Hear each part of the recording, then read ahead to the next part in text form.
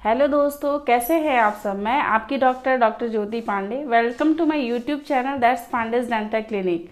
आज मैं आप लोगों के लिए कुछ ऐसा घरेलू नुस्खा लेके आई हूँ जिससे कि आपको डेंटल विजिट करने की ज़रूरत नहीं पड़ेगी।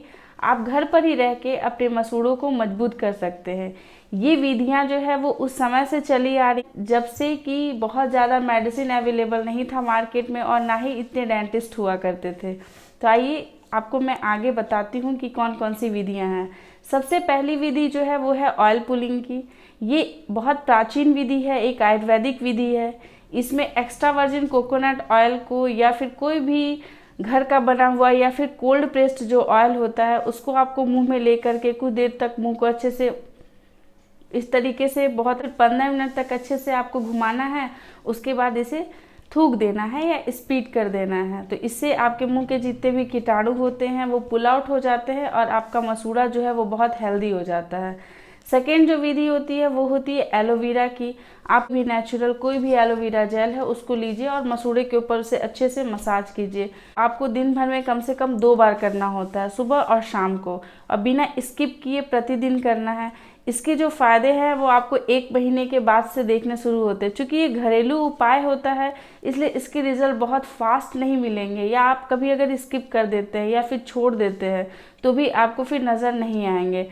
थर्ड जो होता है टर्मरिक होता है, या जिसको हल्दी बोलते हैं। हल्दी और ऑयल को मिक्स करके उसका एक पेस्ट बना सकते हैं और उसको मसूड़े पे अप्लाई कर सकते हैं। 5 मिनट तक उसे अच्छे से मसाज कर लेंगे। उसके बाद उसको अच्छे से आप कुल्ला कर लेंगे। तो चूँकि हल्दी जो होती है उसमें एंटी इन्फ्लामेटरी प्रॉपर्टी होती है जिसकी वजह से मुंह बिल्कुल साफ़ हो जाता है और मसूड़े में जो प्रॉब्लम होती है वो थोड़ी कम हो जाती है। फोर्थ जो होता है, अगर आप ये सब चीज़ें करना पसंद नहीं करते हैं तो आप सिंपल गर्म पानी, हल्का गुनगुना रहे पानी, उसमें चुटकी भर कोई भी नमक हो या सेंधा नमक यूज़ कीजिए, या फिर आप वाइट वाला जो डेली यूज़ करते हैं नमक वो यूज़ कीजिए। उसको डाल करके 5 मिनट तक मुंह में रखिए, उसको होल्ड कीजिए, अच्छे से उसको घुमाइए मुंह में, उसके बाद उसको थूक दीजिए। ये वाली जो विधि है गर्म पानी में नमक मिला के कुल्ला करने की, उसको आपको सुबह, दोपहर, शाम कम से कम 3 बार करना पड़ेगा, डेली करना पड़ेगा।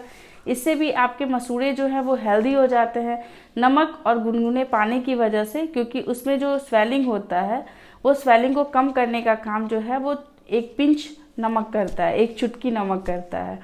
लास्ट जो है, अगर आप ये सब कुछ नहीं कर सकते हैं तो सिंपल आप मसाज कीजिए अपने उंगली से मसूड़ों के ऊपर।